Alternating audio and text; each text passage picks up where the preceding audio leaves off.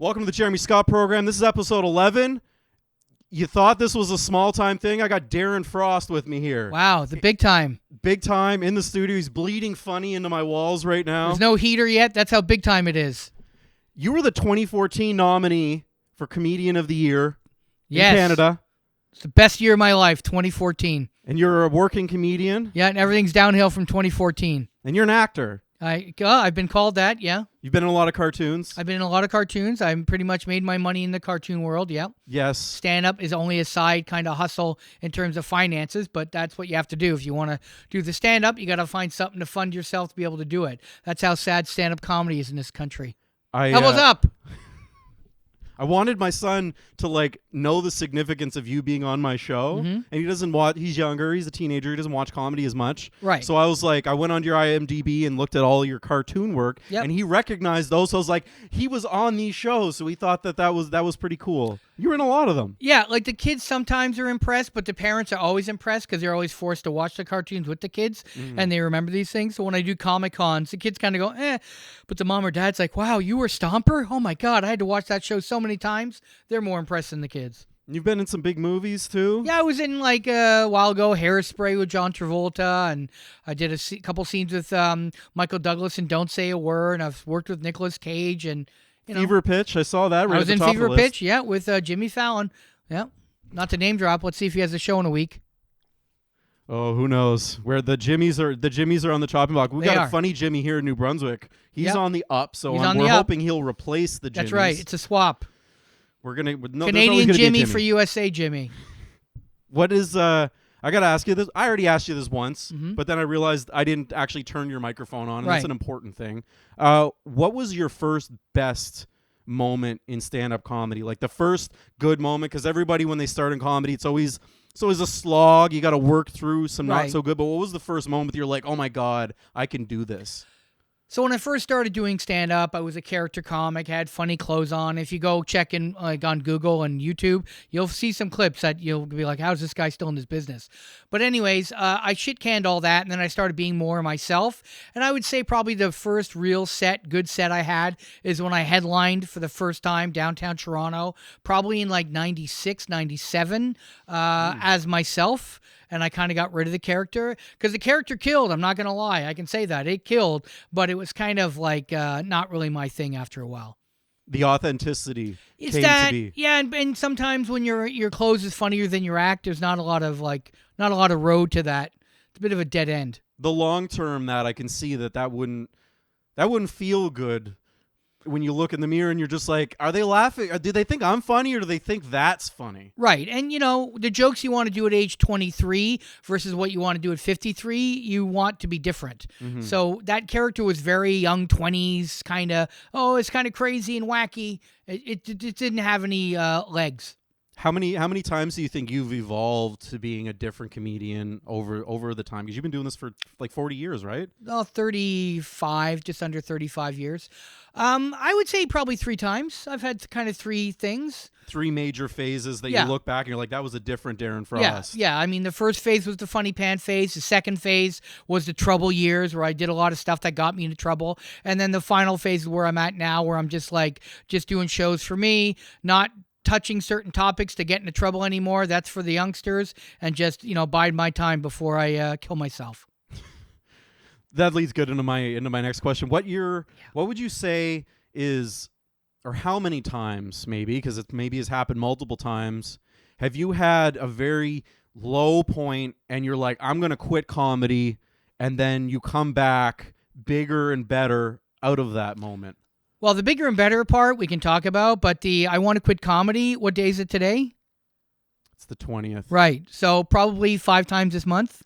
Okay. So, the thing is that feeling never goes away because you always are confronted with, am I doing the right thing? Am I going to be able to financially support myself? These are all things you don't think of when you're 21 and you just want to impress someone at a bar. You don't think of the long-term effects of what your choices are. So have I thought about quitting comedy? Yeah, sure. My rule of thumb used to be that at the end of each year, I'd look what I did, and if I feel like I progressed that year, that's great. If I didn't, if it's 3 years in a row I don't feel like I progressed, I'm going to get out. Hasn't gotten there yet. It's gotten probably 2 years, but the third year clicked in and I did something that I was kind of proud of, but that's kind of how I've rolled. So yeah, there's a lot of negativity and a lot of self-doubt, but what am I going to do? Be a cart monkey at Costco? Can I? Is anyone out there know a Costco owner? I can't get a job in the real world anymore. That's what Google does now. They're going to Google me, see the things, the devil, devil. Mm-hmm. Costco's not going to hire me. I'm a working guy right now, so I do the comedian, like most comedians that you meet, they have full-time jobs. Of course, and the comedian thing is a dream, and they're working on that. So every time I have a bad set and then I go to work the next day, I'm like, okay, it's not that bad. Right. I could make this better. Right. I can reflect and get better at this game. I mean, just so you know, almost like 95% of all comedians in this country have some other job that's paying the rent. Mm-hmm. Whether that's acting, for me it was cartoons, or whatever.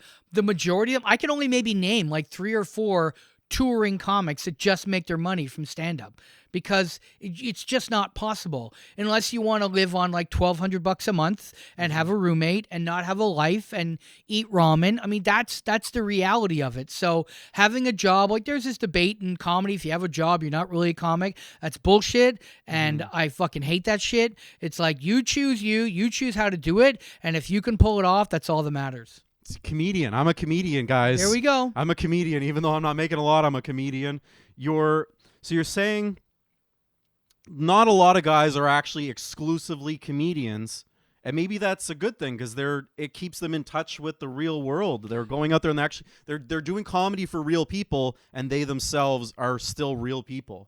Yeah, I've always said that when you have a day job, you think if you lose your day job, you're going to write more comedy, you're going to do more comedy, but that doesn't happen. When you lose your day job, you think all that extra time you're going to write jokes, you're going to find other things to fill it. You don't write more jokes because you're not based in the real world as much as you are when you have a day job. And so therefore, you might do more sets, but you have less to say.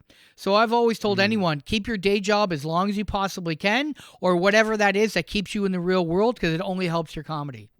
I'm taking back things that I've said before. There's a few friends. You met Brad Rice. Yeah, of course. There's a few people I've met that have really good jobs, and I'm always just like, you just need to get a DUI and lose that job, and your comedy career is going up. But man, I'm taking that back right now because it keeps them in touch. I understand. There's also an argument of if you don't have anything else, you have no plan B, then your plan A is the most important thing. But that works out so few times. It has worked out for a few people, but for the majority of people, that doesn't work out. That mentality doesn't work out. So there's always going to be, a few little differences here and there with people, or a few examples that are outside that. But for the majority of it, yeah, just do you. And we got to feed our kids too, right? At the end of the day, you got to feed yourself. If you're going to fail as a comedian, don't fail as a parent. Right. True. I got to ask, your wife's here with us today. You guys are touring around. Yeah, of course. It's fair to say. You post on social media. Yep. Did you meet your wife before you were a comedian? No. You met her as a comedian. I met her as a comedian. So she knew exactly what she was getting into. This is a perfect question for me. I know a lot of single comedians that want to meet a partner. Right. And I know that's not necessarily an easy thing to do, right? Because not everybody wants to live in this lifestyle. They don't want to be around this. Right. What would you say to those comedians are good things for them to look for in a spouse? Okay. To have a functional partner that can be around this type of life. I think 95% of the time, make sure it's someone who's not in the business. Okay. Because the problem with dating within the business, whether it's another comedian or a waitress or someone in the business, is your whole life becomes it. There's no off switch. So what was really important for me is that I found someone that wasn't in the business. So, I already talked too much about comedy. I don't want my whole life being comedy, because when that happens, you actually die even more inside than I have, and that's not a good place. You got to find someone that isn't in the business, that has patience, appreciates what you do, but doesn't love what you do. You don't want to fucking marry a super fan. Yes. I'd rather kill myself. There's a story about Bon Jovi. I don't know if it's true or not, but I wish it is. I hope it is. That Bon Jovi actually married a woman who despised his music. And maybe I'm a narcissist and, a certain way, but I can appreciate that, because then there's no bullshit. My wife is great for that. She'll literally say to me, I think you're wrong. And, I'm not a super fan. That doesn't mean she doesn't enjoy or appreciate what I do or understand it, but she isn't loving it every single moment of the day. She loves the real you and who you are with or without the comedy. Right. Because that wife, if you don't end up being a comedian, that relationship's over. It's like the rock star who married the fan. Right. They stop being a rock star, and then the wife leaves for another rock star. Because they thought, when I met you, you were this, and this is what you're going to be, and blah, blah, blah. Now, a lot of comics, they don't start comedy until they have a wife, and then they become something that the relationship isn't good for. I mean, those situations I feel sadness for, because nobody asked for that to happen. It just did. In my case, I was a comic. She knew I was a comic. So be it. Okay. I can see that. I see people starting in comedy.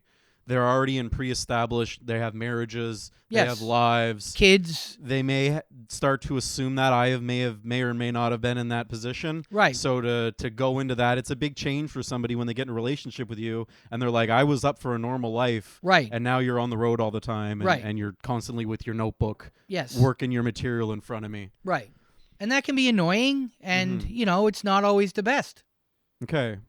I've seen it too. I've seen comedians that are in relationships together, and it's fucking horrible. I always see people tell me that that they were they knew them before the marriage and are always just like, they were way funnier before they were together. Right. Like the fan marrying the fan almost detracted from their comedy because they don't have that contrast, I guess. The contrast is important. It's important to have that dynamic. Yeah. And, even when comics date comics, it's a mistake, because even though everyone thinks it's a big, big place, and like in terms of how many comics there are, it's not that big. So what happens is when they break up, and 95% of people break up with their relationships, then teams are formed and sides are formed, and then it's like all the personal, and I don't want to know any about that shit. I don't want to know any of that shit. I just like them as comics. I like them as people. I don't need to know. That's why it muddies the water when they date within the business. So it's not just New Brunswick that has a very gossipy, we all talk to each other, we all know each other's comic BS. Shit talk. Comic shit talk all the time. We should be friends, but shit not talk. like Go enemies. ahead, shit talk about me. I don't care. As long as it's not character assassination, I don't care. Character assassination is different. Like if I fuck someone over or whatever, but just call me a hack or whatever, or not original or whatever. I don't care about that. Shit talk away. Have you seen that in Ontario where it almost seems like there's this really, really blossoming scene, and then some bullshit happens in between that, and then these guys won't do comedy shows with these guys, and now we don't have this collaboration anymore. Yeah, happens all the time. Doesn't happen just in Ontario. Happens in Alberta. Happens anywhere where a scene starts. It's going to happen. I'm sure it's happened here a few times. It's not abnormal for that to happen. All you can do is keep your head down. Don't get involved in it if it doesn't involve you, and just keep trying to do shows. What would you say? I mean, if you're giving me advice, right? Because I'm making friends with a lot of the people I'm doing shows with. Of course, it's a small scene. Yep. And sometimes we are like high schoolers, and we get gossiping, and we get stuff, and then things come out. How can I navigate that where I'm a good friend to these people? I'm sitting with them, I'm talking with them, but I'm not jeopardizing the show that we have, because we have a scene here that is very small, and if we aren't working together, it just doesn't work. We get into cliques, and the shows aren't good when we're in cliques. I agree. All I can say is don't get involved in the BS of it. That's it. Like if people are fighting, just be like, from the jump, that's not my problem. That's your problem. I like both of you, and I don't want to get involved. I've said that numbers of times with people over the years, unless they drag me into it, and then it's not going to be good for one of them, and then I have to cut it off. I've seen you roast a few people at shows, audience members, so sure. I can sure you can dish it out to people you're close with. Look, I used to be a cunt. I try not to be so cunty. I try to keep my cunt level down as best I can. I try. Like I've made mistakes, and countless times. Like people forget. You make mistakes. Yep. So when someone makes a mistake even against you, you have to kind of step back for a second. I have a 24-hour rule. I do not react to something for 24 hours. That's logical. That's very logical. Okay, so what happens is in the first 24 hours, I'm angry. I'll lash out. I'll say some shit. And literally 12 hours later, if I did say some shit, I'll be like, I shouldn't have said it that way. I should have shut my mouth. I don't feel as hot about it now. So now it's a 24-hour rule. I don't say anything. I try not to, and it's helped me out immensely. Yeah, you have a very clear focus. You sleep on it. You have some meals. Whether I talk to a few people, I don't post it all over Facebook. That's the other problem I have right now with social media. It's like fucking don't put everything on Facebook. There's a reason you have friends, whether they're comics, you hang out, have a beer, shoot the shit, fucking have a bitch fest, do it there. Don't do it on Facebook. Too many people are doing that on Facebook. How do you tell your friends? Maybe don't even answer this, but how do you tell them? How do you tell your friends that they're funny, they're smart, their opinions are valid, but it doesn't need to be a Facebook status. Every time something happens in the news, it doesn't need to be one side of those opinions. Just I would literally say everything you just said. Look, I think you're funny. I like you as a person. The one thing I don't know why you do this is you do that. And I don't think it's a good idea. You still can do it. I'm just telling you, I think it's not a good idea. Now, if you can't say that to your friend, the way you just said it there, are they really your friend? No, we're not close enough if you can't like kind of break that little bit of and repair it. Maybe they get upset when you say it, but then still come back and you're still friends. The problem with all young comics, you all want to jack each other off. I get it. Yeah. You all want to do it. You all want to say great set, even though they didn't have a great set. You all want to be like, oh man, let's do a show together and put together an okay show. And people sometimes, pay too much money for not a great show, but you're all friends and you're jacking each other off. I get it. But that does not help the long run of any scene. Now, I'm not sitting there going up to someone, you're a cunt. But don't tell someone they have a great set when they didn't, even if they ask. Go, oh, I thought you did okay, but maybe this joke didn't connect, or have you thought about this? Like, give them constructive criticism. There's ways of doing that without being a cunt, but telling them great set, that's not helping anyone. No. And I've seen that in every set that starts, every scene that starts. It's just a big jack-off session, and I'll stand at the back of the room, arms crossed, and be like, I can't come back to this room because all this is a jack-off session. And that's not going to help me or any comic, because even if the crowd is loving something, that doesn't mean it's a great joke. It could be a very insular room and they just like Jeremy. They don't care what Jeremy says. They've been there so many times, they like you. That's not a good barometer. So when you want to go do a show in Windsor, Nova Scotia, when they don't know who the fuck you are, and those jokes that they just jacked you off to don't work, and you're like, well, it just worked. That's happens. The problem. Yeah, I guess Ontario probably has. We have a few rooms like that here where, there are people and the only comedy they ever do is at that room, and occasionally they come out and then they almost look like their life has been shattered in the green room when they're like, why didn't that work? That worked at my room all the time. Right. But when it works at your room, it's because everyone knows you. It's like performing for your family. Stand-up comedy isn't about performing for your family or your friends. It's performing to strangers with your thoughts. That's what it is. And so, like, there used to be venues in Ontario that people would destroy in. And all the older comics would sit at the back of the room and just nod our heads and go, it's great that it works here, but it's not going to work 30 minutes that way. Yes. And it won't. And I worked with them, and they would eat a dick for 30 minutes. Because just because it's working here in this little cocoon doesn't mean it's going to work. Especially when it's all like local jokes where their whole set is basically about the restaurant with the shitty takeout guy. And yeah. So you just did the Awesome Festival. I just did it, yeah. Nathan Dimitrov, he put that. I know we had a big collaborative effort with a lot of people in Campbellton. Yep. But that was like his baby he's been working on. How did that go?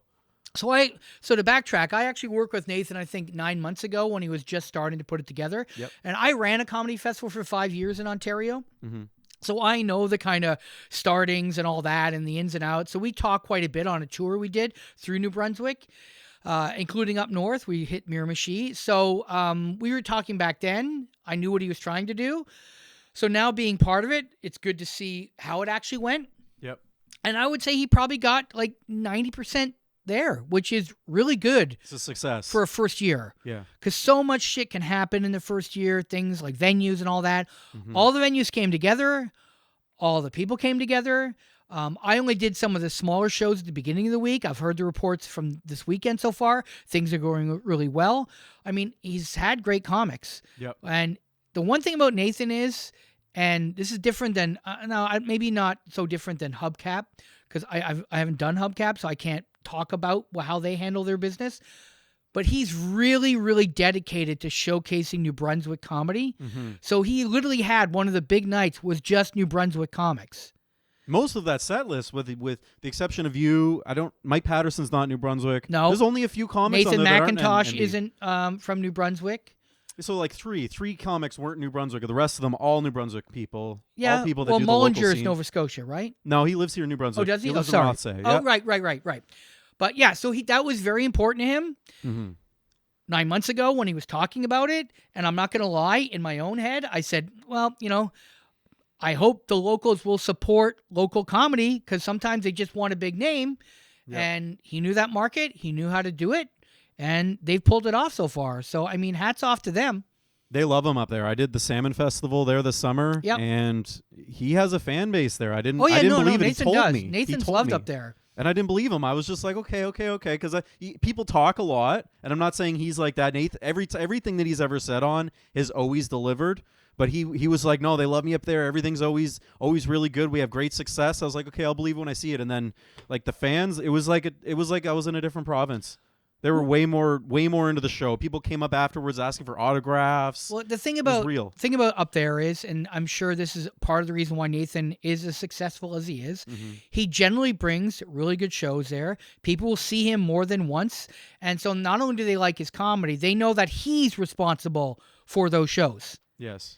Right? Which is a big difference in a smaller market. When they know that, it's only because of Nathan that some of these shows are going on, yeah, that's going to help him and his fan base because they want to support something that's on the good side of show business. And that's what he's doing up there. Because I'm not going to lie, I wouldn't be up there. I wouldn't be going to Campbellton without Nathan. Yeah. No, he's responsible Mirror Machine, for that. maybe, because I knew about that brewery, but that's only because the reason I went up that far. I would never have gone up there without Nathan.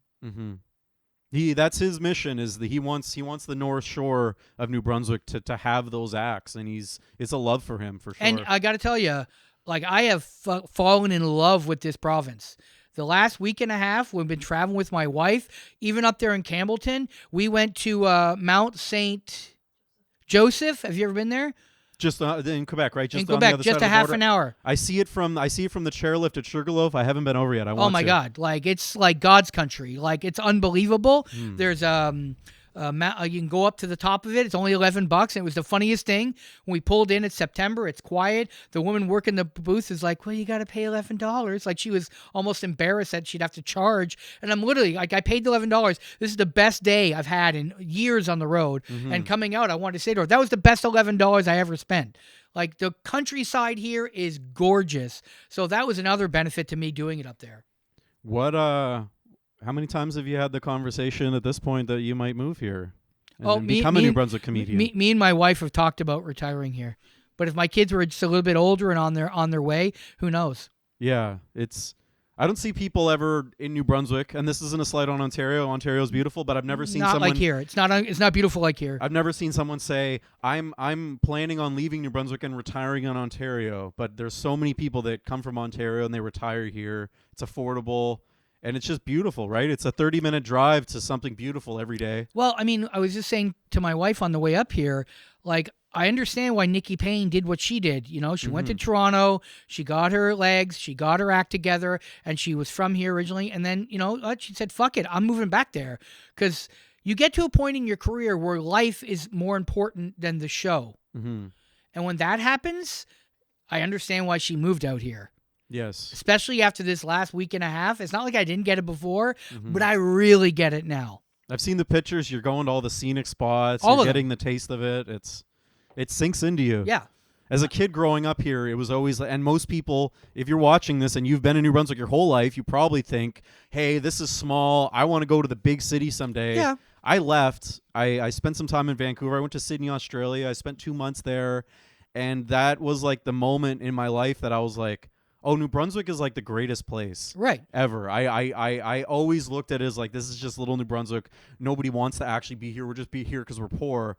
But then being there and seeing the different people, it just made me love this place where, you know, if I never moved away and my comedy career was just the New Brunswick thing, I'm happy with that because it's a happy place. It's not a lot of pressure. People help you. I was moving a table. Yeah. I told you I was moving a table into my van, and most places I know would have people just looked at me. But this woman came over, and she's like, I have help. Do you need help? And all these people came and helped. And I don't know if you haven't broken down on the side of the road. You get a nice vehicle. You're not breaking down on the side of the road. People help each other here. Yes.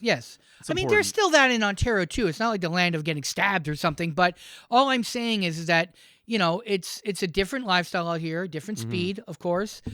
When you're 21 or even 17 and you lived here, and it's like a Bruce Springsteen song, you just want to get the fuck out of here and see the big world. You see the big world, and then you realize, what do I like about the big world? What I don't like about the big world. And so it's like, even like someone like Lisa Baker, I've toured Newfoundland with her. I get it. Why they leave the rock at a young age. They go, they make their money, whether it's Fort McMurray, whatever, and they want to stay there. Yes. Like, I get it. Like, it's so gorgeous there too. It makes sense. There's very few people that say, I want to go back and retire in Toronto. It just doesn't happen. Northern Ontario is also beautiful. Not like here, but it is beautiful. But there's very few people that go, I'm retiring in Belleville. It just doesn't happen. Yeah. We talked about Nathan. He ran the festival. He gave me this as a gift. The new comedy Bible. Yep. I've read a few pages of it, but I don't want to reinvent myself right at this moment, because what I'm doing is working for me, and I don't want to like go through this book and then my next 5 shows just be a bomb because I'm trying to tweak everything over again. You mentioned there was an older version of this book. Yeah, so this is Judy Carter, so everyone can see in the land of the internet. So Judy Carter actually wrote another version of this book. Actually, 2 other versions of this book. And when I started comedy in the late 80s, there was only 1 or 2 books, and hers was one of them. And generally what it is, it's got some hints and some little skills that you can assign yourself to do each day, or tasks to try to create material. And I always said her book was good for someone who's either like an open micer who wants to get better as an open micer, or get better from an opener to a middle. Okay. Right? So that means going from 8 minutes to 20 or 25. Okay. These books are great for. I have not read this one, so I can't comment on this one, but her past books were great for that. So I'm sure this is probably in the same vein. Okay. I just don't feel that it's great to use to go from like a middle to a headliner, because the middle to the headliner, you have to have a defined kind of almost act, and that takes time and sets, and no book is going to replace that. But I think this would be a good start for anyone that wants to start in comedy. Somebody looking to find their voice, not necessarily somebody who has their voice, right? And they're just fleshing out more of that voice. Yes. I got you. And that's important in the very beginning, and when you're just doing it for like chicken wings and, maybe a beer somewhere. That's those steps are important. They can't be leapfrogged over.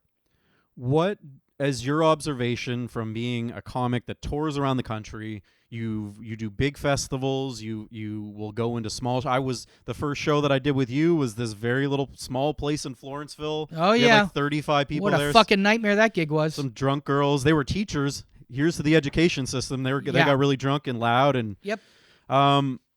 What do you see the New Brunswick scene needing to go more? I think it's a really good scene. I heard things from like 10 years ago. It's apparently come a long way from what it was then. What do we need more of here? I think that I've played big shows, I've played small shows. I think there's nothing wrong with people going, hey, let's put on a show. And it's just 4 or 5 kind of young comics, not in age, but just in years, and doing a show. But one of the problems is sometimes there's too many of those kinds of shows, and not enough show where you bring in someone so it's a bit better of a show. And the problem with that is like for myself or Lisa Baker or someone else touring through, when they try to do a show, they'll contact a venue, and the venue will be like, look, we had a show. It sucked. Yeah. And so we don't want to take a chance with you, Darren Frost, or you, Lisa Baker, because that show sucked. And stand-up comedy is the only kind of entertainment that actually sticks. Like, no one goes, that band sucks, so I'm never having music again. Yeah, they lump us all in as one thing. They just think we're all the same comedian. Right. So it's a hard nut to crack, because New Brunswick comedy is growing, and so is Nova Scotian comedy, but it's still kind of stuck in this kind of, I hate the word amateur, but this kind of young guns of comedy, put on a show, charging $20, and that affects the ability for someone to do a bit bigger of a show. Yes. That's a problem. I started a show. You performed at Mama's Pub when you came here. Yes. I started a show there. It's like a Kill Tony style bucket show. Right. And the whole idea when I started that show was I saw a lot of cliquey scenes and people always coming up afterwards after the show and be like, I want to get into comedy. How can I start this? And then there would be like, well, you got to talk to that gatekeeper there, and they're going to decide if you get on the show. Right. So I started as a bucket show that anybody can show up, put their name in, get up and do 2 minutes, have the panel. We don't roast people. We just kind of, what do we think? Ask them questions about themselves. Right. Try to cure. So I want to create new comics. That was the whole point of that show. And I right from the get go, and I'm still doing it. I only charge $5 at the door. Yeah. Because I don't want to have anybody leave that show and think that was a full-fledged comedy show. I want them to leave that. No, there's a think, difference. The discount. People know there's a difference when you say open mic Yes. or a $5 cover. They understand the difference to that. The bar might not, but everyday people do. Okay. Okay, so that's important. I'm not saying don't have open mics or those kinds of shows. I'm talking specifically about everyone acting like they're a headliner, presenting it like it's a headliner show. Yes. But it's not. And we've all seen those posters. We've all seen those lineups. Yep. You know what I mean? Where it's like, we got a big headliner, and it's a local comic who would just normally be like a middle on a normal show. Yes. And they're kind of acting like it's a big show. Mm-hmm. That's the problem in the marketing that's going on right now. Like, if you don't say it's a great show, well, you don't say it's a shit show. I never said that. You can say, come see some young guns. It's all how you market it. But it's so important that you don't market it as, look at the headliner show and all this, blah, blah, blah. A lot of it's bullshit. The jerking off where it's your friend, Yeah. they're doing the show, and then you put them as the title of like one of New Brunswick's funniest comedians. Right. And they're maybe a middle at this point. They can do 10 minutes. And then because they're the headliner, they're like, I'm going to do 25. Once again, if you just come see the Young Guns, there's nothing wrong with saying that. Yep. Come see a show packed with talent. Nothing wrong with that. When you overextend it and make it seem bigger than it is, this affects me coming in, or like I said, another bigger comic trying to do a show, because let's face it, some of these towns are small and you're going to burn them out if you don't do a good show. If it's marketed a certain way. That's my issue. So these open mics or bucket shows, no problem. Without them, there's no comedy, because these people won't get on stage, period. Yeah. We have that going on here now, obviously, and it's hard because we are all friends. And if you have a friend that maybe is running a bunch of shows, every 2 weeks they have a show, and it's always marketed as this big show, and they're charging $20. Like, we just had Punchlines close. Yeah, I know. I'm not blaming that for that, but I noticed like a year ago that Punchlines was struggling to sell shows, and then there would be like 2 or 3 shows in St. John that were charging $20 at the door, and they were my friends on there, and they're funny people, but they're not that funny. They're not $20 ticket funny, and when you go to those shows, you see the crowd being like, fuck. Yeah. And they walk off, and then for Julie to get someone to come to Punchlines and pay more than that. This is exactly what I just outlined. So I'm just going to upload this clip, and I hope somebody takes it as constructive criticism that we need to reinvent that so Punchlines can come back and be a success, because it's when we're all $20 shows, obviously it dilutes it out. So then when you come here, you have a show, you've worked the industry for 30 years, and then somebody who doesn't know comedy is like, well, I just got ripped off 2 months ago at a show. I'm not doing that again. Right. Because they don't see a difference. And you know, with Punchlines closing, what the scene doesn't understand. Look, I haven't worked Punchlines in a long time, you know, and that's fine. But what I will say is, what's the importance of having a Punchlines is that if you don't have a venue that is built a certain way, because what happens is the average person going to Punchlines is having a certain expectation of a level of craft because it's a comedy club. Yes. Compare that to a bar show that you're talking about. Even a bar show that I might be on, that's not the same thing as a comedy club. Yes. They have a certain expectation. That crowd is paying a fee with a certain expectation.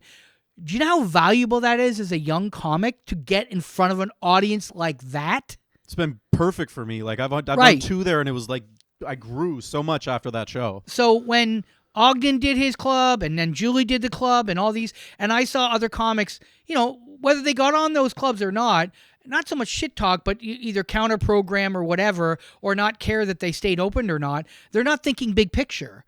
Like, I can go, like, I may never play a place, but still be happy that it's open, because I know the importance of that for younger comics more than me. Me, it's just another weekend, which I can fill somewhere else. For the 20 or 30 comics that are an hour away from that club, that's a legitimate space. So when they then go to Ontario and do comedy clubs, they have that talent at least started. Mm-hmm. And people young in the business don't realize how important that is. And now it's gone. Yeah, it's hurt. And that is a problem. Not for me. It's just a weekend. People like me, though, that's a big. That's what I'm saying. That was my stepping stone for area. You, a lot of people for Michelle, like yes. For any of the locals, that want to be able to go, and you've tried out in these other rooms this new 10 minutes, and you want to see how it's going to go, opening for Mike Dambra in front of Mike Dambra's crowd. Mm-hmm. Where are you going to do that now? We have one spot left here, but it's kind of the in between where it's a comedy club. But it's a bar that is for New Brunswick comedians, and we're grateful to have it. Kelly Lamrock started up Comic Sutra, but it's not that piece where someone like you, a Mike Dambra, a big-name guy, can come in, and a person who maybe has been doing the bars for a year gets to sit in a green room with that guy and see, like, oh, it isn't just this little scene. There's a whole world out there, and to see that craft and the room that Julie put together, I haven't been to Ontario. I haven't been to a real comedy club, but my sense of how that room looked, that was a professional-looking comedy club. Like that was it. Maybe the green room wasn't full of snacks and all this stuff. No, like in that regard, the club was beautiful. I'm not gonna lie. Did I have some problems with the layout of the Punchlines Club from a basic stand-up comedy club, kind of the way it is? Yeah, it had levels and some weird sight lines, but what they did, and to overcome that, they did a great job, and they had a great green room, and they, treated the comics very well. So everything they could possibly do to pull it off, they did. Yes. The other benefit of like having a Punchlines and having someone like Dambra around for a weekend, not a night, is if you want to talk to them or you want to connect with them or open for them a couple shows. So Dambra goes, hey, I think you're really funny. Mm-hmm. If you're ever in Alberta and I've got some shows, you can come do shows on my show. That's how this business works. It's all through connections. Mm-hmm. That's also now dead. These are the things that where I know there's people in the scene that are probably like, fuck that place, I didn't play there. That's not helpful to the scene. I think there's maybe a few of those bad apples that are thinking that, but I know the vast majority of people, it hurt. It hurt. We woke up that morning and saw that post from Julie that the club was closed. Yeah. And it's not good. A lot of us knew that was coming. She had talked with some people before saying, like, if I can't get ticket sales going, this isn't a feasible business. No. And I know the bar that was there, they didn't even have a sign. Like, it was like Julie, like they were just, it was an uphill slog for them. I know. Like I don't know Julie and Dale very well. I know them politely and somewhat friendly. Yep. But after doing that weekend and, seeing all the posts, what I assume, whether I'm right or wrong, is, they never made money at this. No, it was a passion. They loved it. They loved stand-up comedy. Yep. They probably were like, we love comedy. Mm-hmm. Other people like us would probably love comedy. We need to open up a club or take over this club, whatever it was. I don't know, the politics there. But that's why they did it. Mm-hmm. They didn't make money at it. No.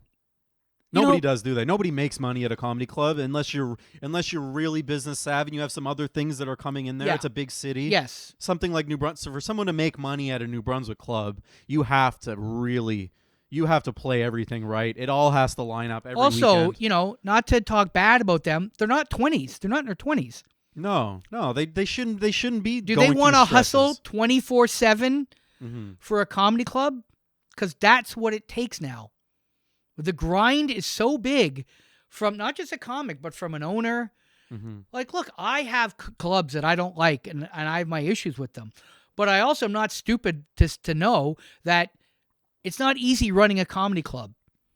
They're constantly bombarded by people who are not as talented as they think they are, wanting spots, getting in their face.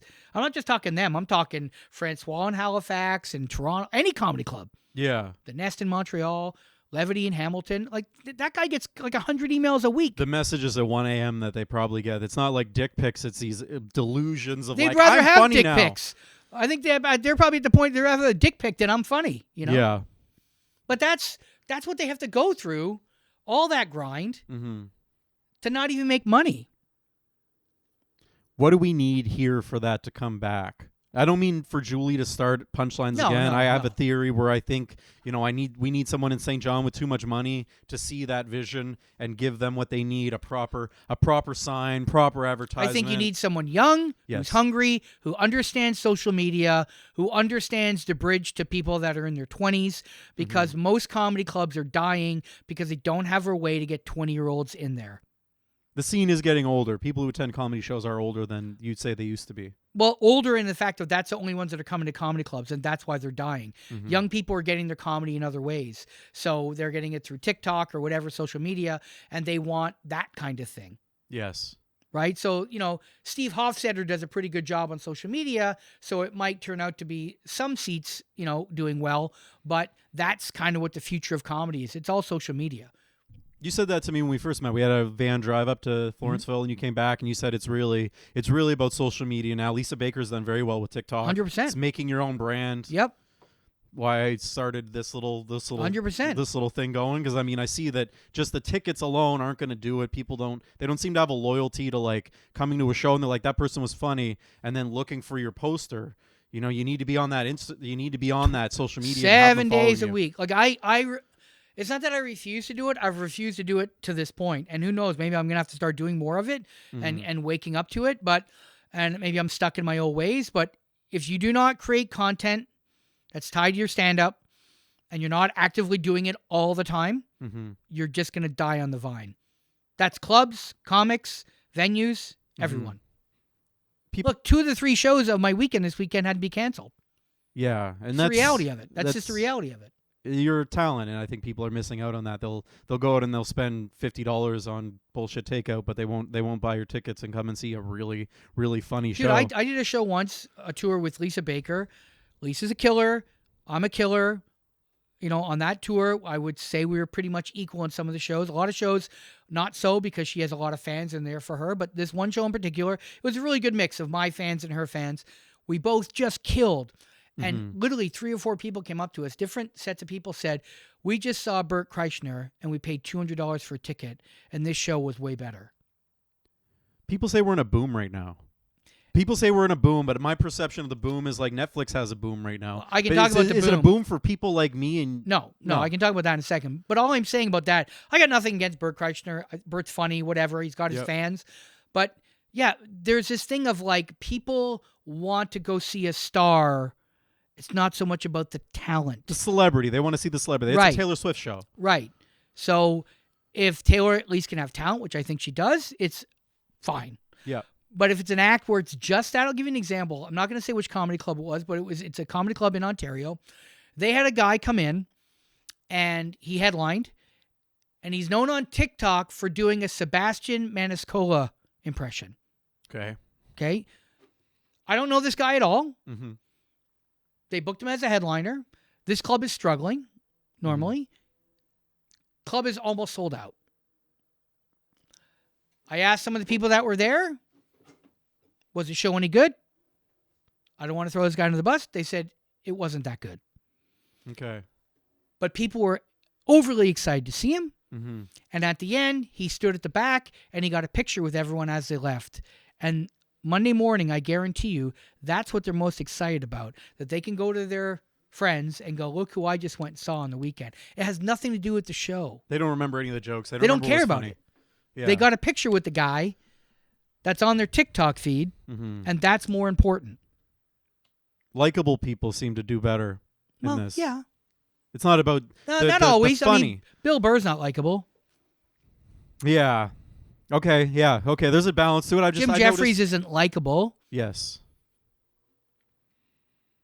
The boom. Are we in a boom? We are in a boom, but we're in a boom that's very much like the American economy, meaning there's no middle class. Okay. There's just the superstars, the Bill Burrs, the Russell Peters, the whoever, and then you have everyone else. And it's like a crab bucket just fighting each other to get those few scraps. There's no middle anymore. Where in the 90s and early 2000s, there still was a middle. There were still comedy clubs doing 5 or 6 shows with guys like me headlining. Even though I have TV credits, I didn't make the jump up to the superstar status that I could make a good living. Mm-hmm. That's gone. Clubs in Ontario have like 2-show weekends, 3-show weekends. That's it.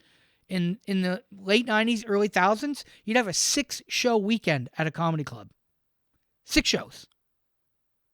You'd have a Thursday, 2 Friday, 2 Saturday, and a Sunday show. Now you have 1 show Friday, 1 show Saturday. So we're not in a boom because that middle, the comedy club middle is gone. It's a perceived boom. It's fake. It's artificial. Well, I mean, it's not artificial. The ones making the money. No. They're making money, but I mean, it's not like the ones who've done a minute on Kill Tony and now are selling a shit ton of tickets, but they shouldn't be headlining. Yes. That's just the way it is. Because people say that to me if I tell them I'm starting comedy. They're like, "Oh, it's a big boom right now," and I'm like, "Well, there's a boom of posters. As far as New Brunswick, we have a lot of shows with posters and shows, but there are always like 15 or 20 people in there." And they don't always come back. Sometimes I've managed to get a few fans, and they're loyal. They watch the show. They come to Mama's, but it's work. It's obviously not something to make a living off of for a lot of people in my world. Yeah, and even if there is a boom, you know how hard it is to find venues that are willing to help you and make sure the show's success. You know, like Mama's Pub is a good example. That guy's an awesome guy. He wants it to have. He truly wants comedy to work. I've played it twice. You know, and he's always, really helped to try to pull it off. Yeah, whereas you find so many venues won't even put up a poster. Yeah, they won't even share it. You show up and the bartender looks at you and like, "There's a comedy show tonight?" "Oh yeah, the mic's over there."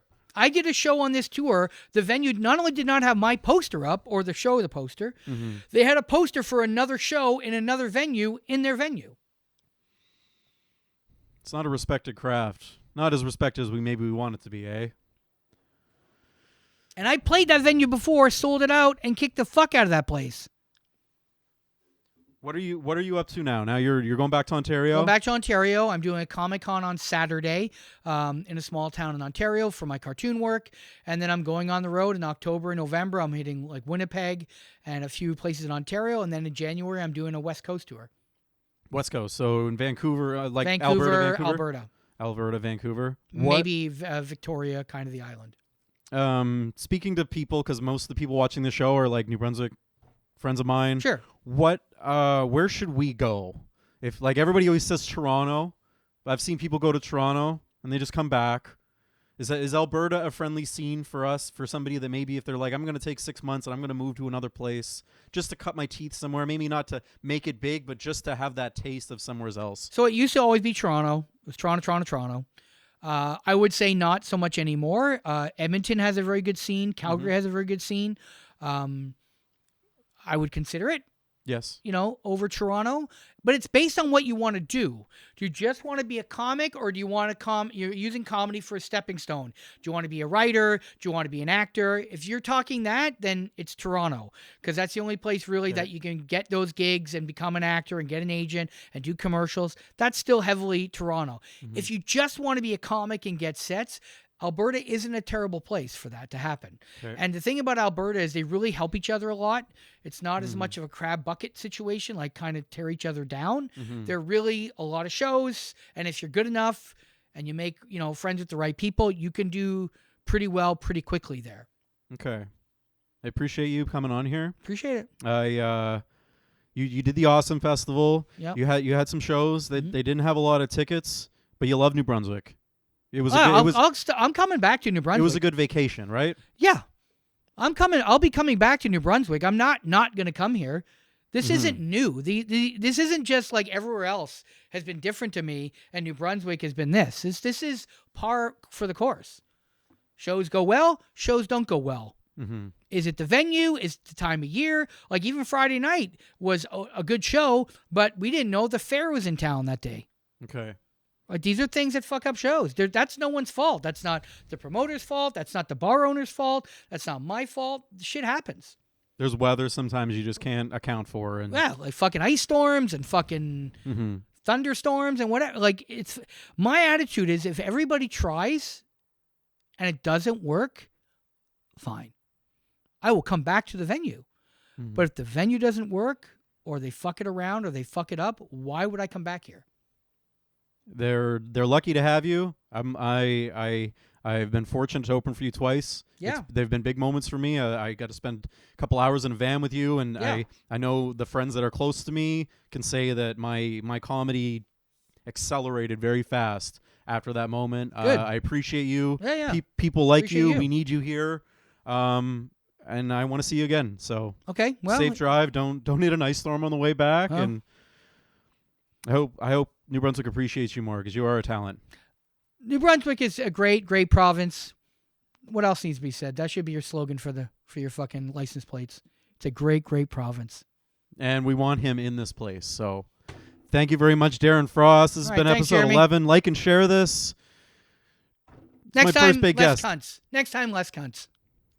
Nicer cunts. Nicer Good cunts. Yeah. Seasoned cunts. Goodcunts.com. That's my website, goodcunts.com. What is your website? I'm going to throw it on the bottom here. Comedyhorror.com. Comedyhorror.com. Yep. Tickets. You're off to do a West Coast tour, and they should follow that website. So when you come back here, they can buy tickets. Moncton, we need you to buy tickets to go to see his show. Yep. Thank you, Darren. I'm going to get you home, and thank you again. All right. Okay, good.